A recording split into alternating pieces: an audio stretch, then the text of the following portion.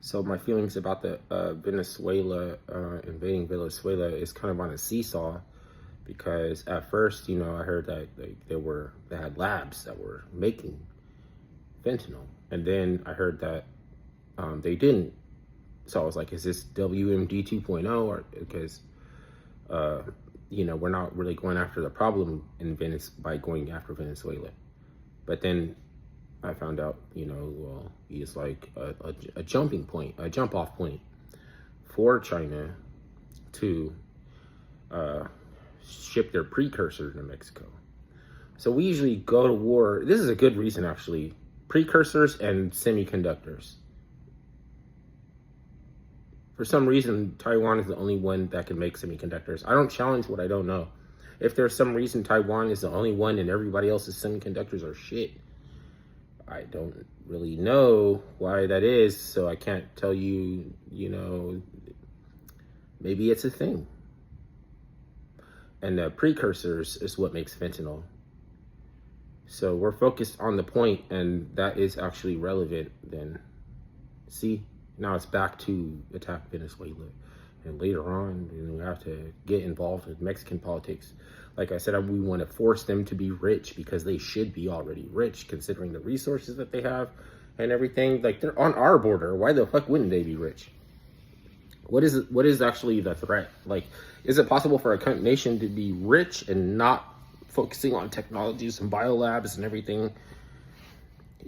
Like a simple mishap, like with tackling the problem with anacondas, invasive species in Florida. They came up with a pathogen, or like a microbial, that they thought would not be able to affect all the other species, and is like, in a way, not possible that it would mutate, and then it would only target anaconda, make them slow, and make them not be able to regenerate and procreate or regenerate or whatever, make more anacondas, right? Turns out it mutates anyway.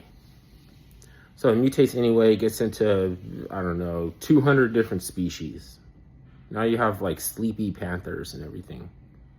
You still have herpes monkeys. Like, believe it or not, people think that I'm bullshitting. They have, I guess it's like, I don't know what species of monkey that somebody dropped off there, but they have a fatal strain of herpes that like kills humans. And I guess there's no cure. I don't know, like if they bite you or something. But they never really talk about, since there's so many species that are affected and people still hunt and fish and trap and everything in Florida and the Everglades, then we stop talking about it because it's affected human. So like they never mention the effect of it have on humans. It's supposed to be in the water, in the soil, in the grass, and everything. So there's this rogue strain of microbial that can do whatever the fuck it wants, just like the example that they had coming from Australia, where they created a calamity out of trying to look for a fix to invasive species. We had that example and we didn't want to reproduce it, but eventually, because of fret and everything, we just like capitulated and we were just like, just do it. So, oh shit, I got off track. My videos be getting off track. There's like it's just something that's inevitable, that we have this tendency to try to overcorrect everything. Like at the point to which you're like intrepidatious and fretful, we have to just develop patience. Because if patience is a virtue, then you can't say that the ecology itself would be like offended by what we're trying to do. And it just comes down to offending or appeasing, gods or spirits or whatever, and that you want to say is intermingled in science. Before we had the aliens of the technocratic age, they were elementals. We are the ones that allowed them to take to become something else, like if they didn't have the permission to become alien. Why would you want to be alien? That's legalistic. See, that's the thing, it's just like a distraction. We already have extraterrestrials. So you have so much to learn about extraterrestrials. I'm going to distract you with aliens.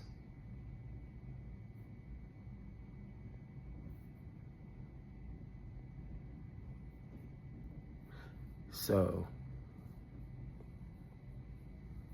I mean, there's like, you know how paranormal exists in the world, but it exists weird? Like it exists in a strange, different way than we can ever put a finger on, like how it is, you know? Like we come up with creations, monsters, to describe the resonate, like how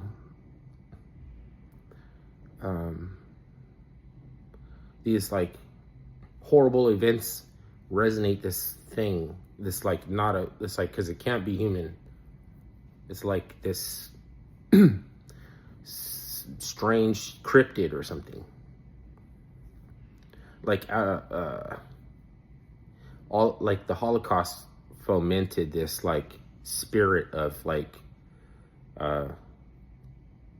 of like a new kind of cryptid monster that would be like, it would have to steal human livers to take the bile and cocoon. Like it's like deep under the sewer, and like it can stretch its arms and stretch until it like fits into a tiny little vent, like on the X-Files. Like the human couldn't travel through this like tiny little vent, but it can, you know, pop through and unscrew in the vent and then go and steal somebody's liver and then go back deep under the sewer and then cocoon. Or we have like because you know things from the spirit world are either good or bad. There's not just good, or they could be all bad and we don't know. So the next thing is like mysticism. Mysticism is above spirituality. Like, so now spirituality is not a good thing. Like there's really actually no right or wrong, or no good or bad, just compatible frequencies, or in the infrastructure that is like set up to promote you. There are some threats and some things that could be like, oh, that's menacing, that's benevolent, you know, like you can start to put together that there's like a plus and a negative, positive and negative, and then there's a negative positive and a positive negative, and like that's totally a perspective. It's all nothing about perspective. And it just encourages people to study in a way, because we can't stress that you go and get an education. You're interested in what you're interested in, and things that appeal to you have their own relevance, and everybody's different, and leave them alone. So we can conflate liberty with being left the hell alone. And then direct all of our prayers toward the state in a sense of it's guiding us toward liberty, and liberty itself is not creating the kind of freedom that can span across, like everybody can have some if you're taking liberties, you understand that to mean that you're encroaching now, like, so it can't all just be about liberty. It's funny, as a governance, there's it's constituency. Like, are you talking about me, or are you talking about a body of like of metaphysical masters or elders, or a panel of like judges or something? There's that word that describes something that you have to do to function, and then there's a governmental body of an exterior creation, like an external creator God or something, like because it seems like so arrogant to suggest that you are. But in John chapter 34 and 35, chapter 10 verse 34 and 35, it says ye are like gods, because John was being persecuted for something like calling himself the attributes of God. And then Islam is like has 99 attributes, which are all like doing their own thing, and God has a shin, and God has a foot, and God has these like different body parts that are acting in their own separate capacity. That is it's like a secret polytheism. No matter how many times they say that the one true or God is one or something, like they're still polytheists because you have a tail, you have something that leads on that you have to be. So I could even call someone who's saying I'm more conservative than you, and I'm like, no, you're a revolutionary commie, and it's just something about your worldview and ideology that tipped me off that you are a revolutionary commie. But it's not going to translate to, they can go off and talk to another group of people and share a different ideology because they're red pilled. Maybe they can't have it around you. Maybe I don't even know what wakes them up to something, but maybe something that you said or did woke them up to something. And you can't wake somebody up, but something that you didn't imagine would have an effect does, and they keep it from you because they're going to be cryptic about it. They're gonna tell other people that you have insight, but to you, if you talk to them directly, they're going to be dismissive.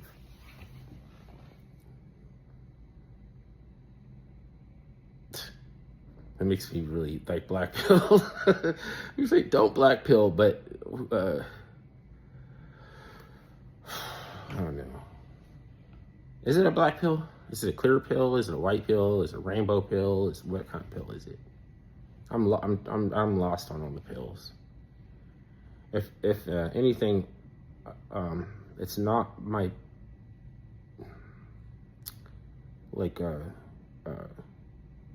precursor. What do we go to war over? Precursor and semiconductors. And everything else is distractions. Alien distraction from Pizzagate or something. Like we don't already know that or extraterrestrials can, in some sense, in some theaters or arenas, or they can be defeated, but in other arenas or theaters, they would be the dominant.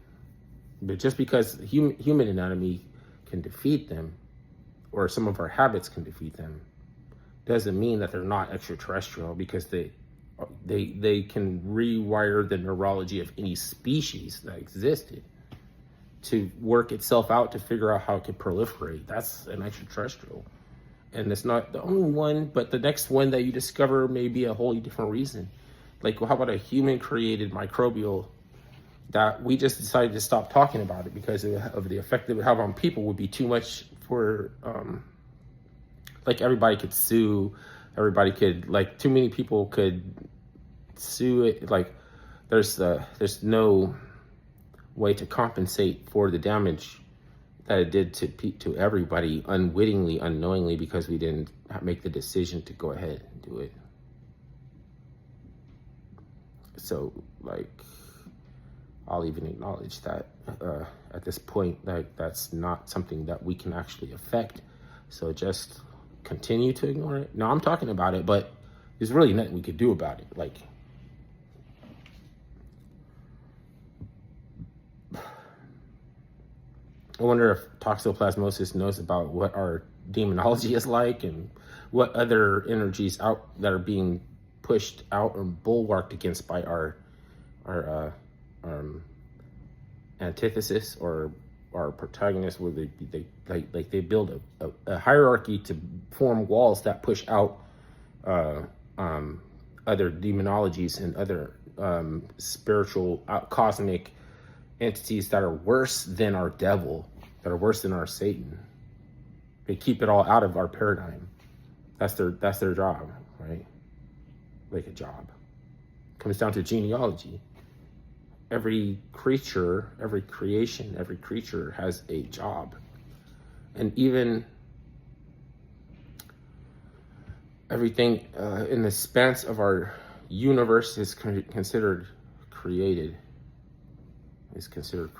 But so it's like, it's hard to wrap your head around, like,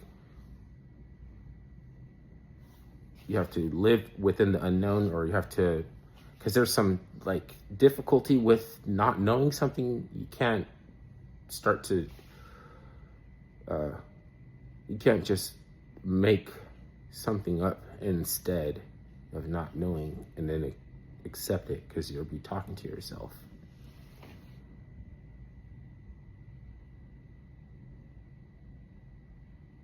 Lots of people talk to themselves. We don't even know, like, if you're lofty enough, like, if it's like, if they're esteemed enough in society, we ignore the fact that they look like they're talking to themselves, and then we just consider that reputable, peer-reviewed. Something about